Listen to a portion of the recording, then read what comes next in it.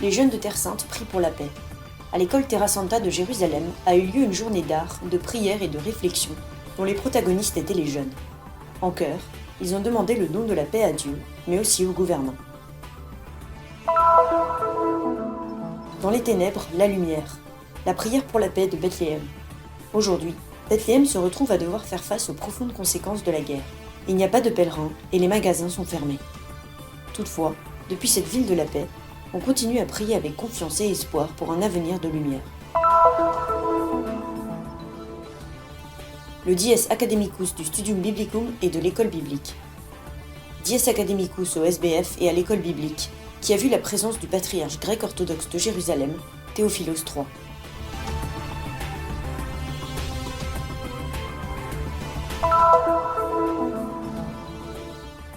Mont Nebo, une communauté en prière pour la paix. Depuis le Mont Nebo en Jordanie, où la vie continue, la petite communauté franciscaine n'oublie pas le moment difficile que vit la Terre Sainte.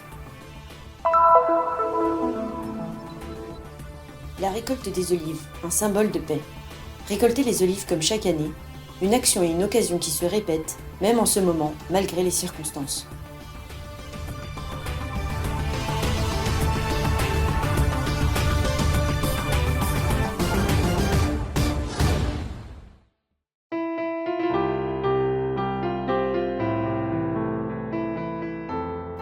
Il est 7h30. Nous sommes le samedi 3 novembre. Au lycée Terra Santa de Jérusalem, un établissement de la custodie de Terre Sainte, on accueille des centaines d'étudiants âgés de 12 à 17 ans afin de leur offrir une éducation complète et de les préparer, avant tout, à affronter le défi le plus important de leur vie, construire la paix sur une terre pleine de conflits. Aujourd'hui, ces élèves sont accompagnés des petits de l'école primaire Saint-Joseph, un signe de la mission éducative que la custodie accomplit depuis toujours. Sono secoli che noi qui in Terra Santa cerchiamo di portare lo spirito di San Francesco. Depuis des siècles, nous essayons d'apporter l'esprit de Saint François et l'esprit évangélique de paix ici, en Terre Sainte. Pour éduquer à la paix, nous éduquons avant tout à l'acceptation mutuelle, à la vie en commun. Dans nos écoles, chrétiens et musulmans vivent généralement ensemble. À l'école de musique Magnificat, il y a des chrétiens, des juifs et des musulmans. Donc ce que nous essayons un peu de mettre en pratique, si on veut l'exprimer en termes plus actuels, c'est l'esprit de l'encyclique du pape François, Fratelli Tutti. Essayer de cultiver l'amitié entre des enfants et des jeunes qui sont de religions différentes, voire d'ethnies différentes, mais qui ont besoin d'apprendre d'abord à se reconnaître les uns les autres. Proprio imparare direi prima di tutto a riconoscersi reciprocamente. Priez pour respirer la paix, déclare le custode.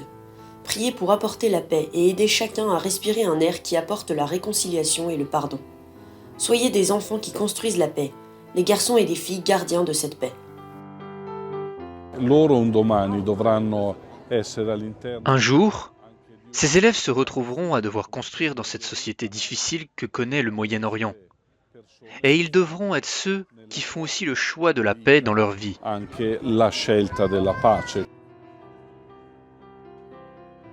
Tandis que les plus âgés affichent des posters qu'ils ont fabriqués en faveur du dialogue et du dépassement des clivages et des conflits, les plus jeunes, déguisés en anges, nous rappellent tragiquement les trop nombreuses vies innocentes que cette guerre a prises. Des chants et des prières en arabe, en anglais et en italien se succèdent, la prière évoquant surtout les paroles du pape et revenant toujours à la prière de Saint François. Ogni giorno facciamo la preghiera semplice di San Francesco, ma oggi abbiamo fatto una preghiera. Chaque jour, nous récitons la prière simple de Saint François. Mais aujourd'hui, nous avons récité une prière pour la paix. Comme vous l'avez vu, tout le monde a participé, des enfants de 3 ans jusqu'à ceux de 18 ans. Tous contre la guerre, la violence, la haine. Tout le monde a dit « plus de guerre, plus de violence, plus de sang ». Nous voulons vivre comme des enfants. Nous ne voulons pas de cette guerre. Regardez, ils ont fait cette peinture de Saint François et ont demandé au pape François de nous aider à obtenir un cessez-le-feu et à mettre fin à ce conflit. Aujourd'hui, ils ont montré ce que les enfants veulent, la paix. J'ai beau être directeur de cette école, j'ai été vraiment surpris par tout ce que ces élèves ont dit aujourd'hui, parce qu'ils l'ont dit du fond du cœur. Et nous espérons vraiment que le Seigneur nous entendra. Cette journée concerne tous les enfants de Terre Sainte, les enfants de Gaza, de Jénine, de Naplouse, de Tel Aviv, parce qu'en ce moment, tous souffrent. Di Tel Aviv, di tutti i bambini, perché in questo momento tutti i bambini stanno soffrendo molto. We ask God to help us and help the children in Gaza and stop the war. إحنا بنحلم إنه يتوفر لنا الأمان وبدنا بهاي البلدة سلام وأمان ونعيش زي أي إنسان طبيعي. We all need peace. We don't want hate. We want love.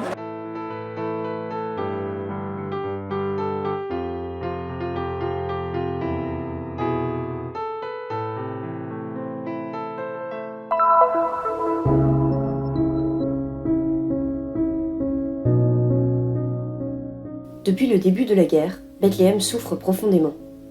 Les pèlerins, qui constituaient le cœur de la vie de la ville, ont déserté, laissant la communauté dans un état de simple survie, où les gens doivent lutter pour gagner leur vie. Les marchés, habituellement remplis de monde, sont vides. Un silence inquiétant règne.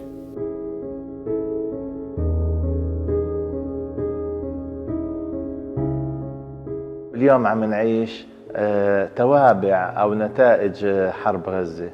À cause de la guerre, Bethléem, qui vit à 60% du tourisme, est paralysé. Les gens ne peuvent pas aller travailler à Jérusalem. Tous les checkpoints sont fermés et les secteurs du tourisme est à l'arrêt. Et cette situation risque de durer encore des mois.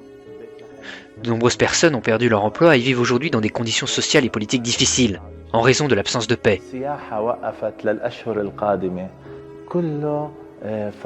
كل الناس فقدت وظيفتها وعم تعيش ظروف اجتماعية وسياسية صعبة وقلة سلام. Aujourd'hui, notre église est vide et triste. Les gens ont commencé à perdre espoir. Le désespoir et la frustration les ont envahis. Le message d'encouragement que je veux leur adresser aujourd'hui, depuis le cœur de cette église, est le suivant. N'ayez pas peur, car Dieu est avec nous. Jésus-Christ est avec nous. Il nous protège toujours. Il nous donne la force et l'espérance d'une nouvelle vie et d'un nouveau jour. Chaque jour, matin et soir, nous offrons nos intentions et nos prières depuis Bethléem pour la paix. Nous vous invitons à prier également depuis vos maisons, car la prière nous réconforte et nous donne la force et l'espoir d'un renouveau. Néanmoins, malgré l'obscurité, malgré les difficultés, l'église de la Nativité se tient là, tel un signe d'espoir et de paix. Ces murs véhiculent un message d'unité et de réconciliation, sur ce lieu où l'amour et la miséricorde semblent se transformer en souffrance. Nombreux sont ceux qui nous aident en ce moment, de la custodie de Terre Sainte au patriarcat latin de Jérusalem, avec ses nombreuses institutions, en passant par les chevaliers de Malte. Nous les remercions pour leur énorme soutien.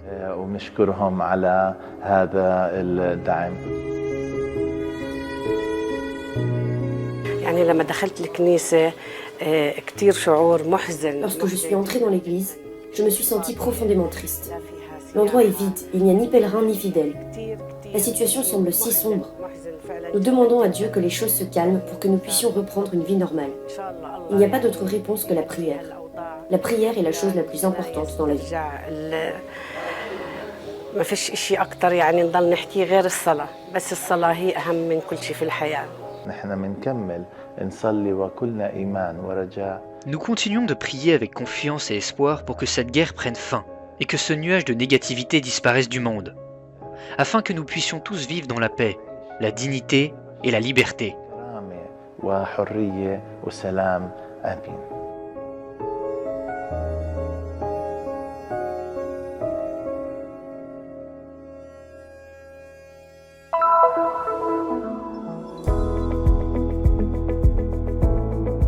Le mercredi 9 novembre, à 9h, a eu lieu, dans l'auditorium de l'Immaculée, le Dies Academicus du Studium Biblicum Franciscanum et de l'École biblique de Jérusalem. Un événement annuel qui a vu cette fois la présence extraordinaire de sa béatitude le patriarche grec-orthodoxe Théophilos III, accompagné de l'archevêque Aristarchos, tous deux accueillis par le vicaire custodial, le frère Ibrahim Faltas. Leur présence était liée à la brillante conférence du professeur Ofer Sion, qui portait sur les colonies du Negev à l'époque byzantine. Le professeur Sion, archéologue de renommée internationale, a mené plus de 6 années d'études dans ce domaine spécifique et a publié ses résultats académiques au Studium Biblicum Byzantinum. S'il y a des gens qui veulent en savoir plus sur le Negev byzantin, je suis tout à fait disposé à les renseigner. Je pense que la question des colonies dans le Negev est absolument fondamentale, non seulement pour le passé, mais aussi et surtout pour l'avenir de cette région. La réunion a été promue et animée par le frère Rosario Pieri, doyen du Studium Biblicum, et par le père Olivier Poquillon, récemment nommé directeur de l'école biblique. C'est ce que nous faisons aujourd'hui avec cette étude sur la présence chrétienne dans le Negev à la période byzantine. C'est tout à fait symptomatique de ce que nous faisons. Nous allons chercher au-delà des apparences. Le désert, qui a l'air d'une zone aride et vide, est en fait pleine de vie, pleine d'histoire. Que pouvons-nous apprendre de cette histoire? Que pouvons-nous apprendre pour le monde d'aujourd'hui? Et comment pouvons-nous transmettre? Cette collaboration avec l'école biblique dure maintenant depuis des décennies. Elle découle de la conscience de vivre ensemble à Jérusalem et d'offrir quelque chose de pensé en commun, même si dans 2 institutions différentes. C'est lors de semblables événements que la grande fonction des religieux dans ce pays se manifeste d'une manière très particulière. Pour nous, les ordres religieux, la culture, c'est la façon dont se produit l'incarnation, la façon dont nous recevons cet appel de Dieu à travailler pour le bien commun qui n'est pas une évidence. L'homme a toujours tendance à se replier sur lui-même. La culture, c'est ce qui nous relie. Alors la religion, ça nous relie à Dieu, ça nous relie entre les hommes. Ces 2 dimensions de la transcendance et de la fraternité, c'est ce que nous essayons de vivre. La culture et l'éducation sont vraiment essentielles pour bâtir la paix, parce que si on n'a pas de vocabulaire commun, on ne peut jamais s'entendre. Dès le XVIe siècle, des franciscains étudiaient les traditions locales, ce que nous continuons de faire aujourd'hui, en établissant un lien entre elles et les Saintes Écritures, afin de mieux lire ces derniers.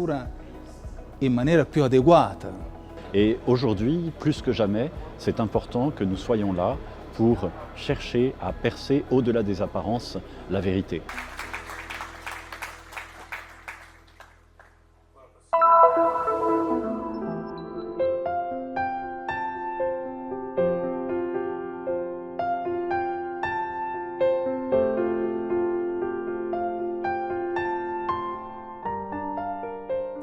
Aujourd'hui, la Terre Sainte traverse une période difficile. Toutefois, 1 mois après le début de la guerre, et malgré l'absence de pèlerins et de visiteurs, la vie dans les sanctuaires de la custodie de Terre Sainte continue. Depuis le mont Nebo, en Jordanie, sur le lieu où Moïse a admiré la terre promise, nous recevons des images de la vie quotidienne, avec des pensées toujours tournées vers le besoin de paix. Pace e bene da Monte Nebo, il santuario della memoria di San Mosè. Paix et bienfait depuis le sanctuaire de la mémoire de Moïse. Le monde traverse aujourd'hui une crise de la paix. À cause de la situation, tout le tourisme ici tourne au ralenti. Au Mont Nebo, nous avons néanmoins encore beaucoup de pèlerins, bien qu'ils aient diminué de près de 60%. Molti pellegrini che vengono, anche se è diminuito di quasi 60%. La petite communauté de frères présente sur le Mont Nebo depuis 90 ans s'associe à la prière pour la paix du monde entier. Que dire aux personnes qui viennent ici? Que dire au monde? Qu'ici nous prions pour la paix, car sans paix, l'humanité ne peut pas vivre. Nous prions pour les nombreuses personnes qui souffrent, afin qu'ils connaissent bientôt une paix durable. Perché sia la pace duratura.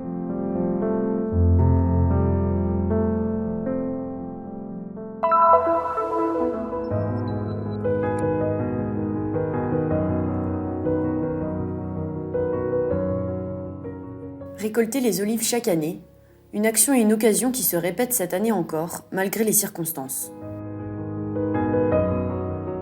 C'est un acte important et festif qui a lieu chaque année dans ce jardin, témoin de l'agonie et de la grande douleur de Jésus. Ici, les frères mineurs, avec l'aide de volontaires, d'amis et de familles, récoltent les fruits de ces oliviers bénis. Aujourd'hui, la joie de ce moment fait place au silence et à la prière, jusqu'aux collines de Béjala. L'olivier en Terre Sainte est un grand symbole de paix. Une paix qui aujourd'hui fait défaut. Mais cet arbre symbolise aussi l'histoire de cette terre, étroitement liée à la naissance et à la résurrection de Jésus-Christ.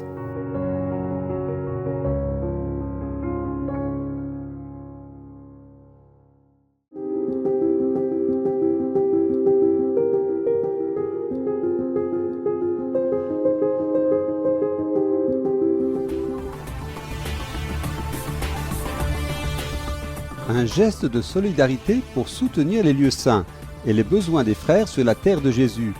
Nous collaborons à la mission de la custodie de Terre Sainte. Nos comptes se trouvent dans le QR code, le code QR.